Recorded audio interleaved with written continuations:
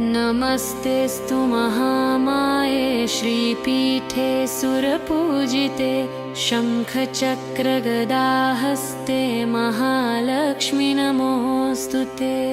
नमस्ते गरुडारूढे कोलासुरभयङ्करी सर्वपापहरे देवी महालक्ष्मी नमोऽस्तु ते। सर्वजे सर्ववरदे सर्वदुष्टभयङ्करी सर्वदुःखहरे देवी महालक्ष्मी नमोऽस्तु ते। सिद्धिबुद्धिप्रदे देवी भुक्तिमुक्तिप्रदायिनी मन्त्रमूर्ते सदा देवी महालक्ष्मी नमोऽस्तु ते।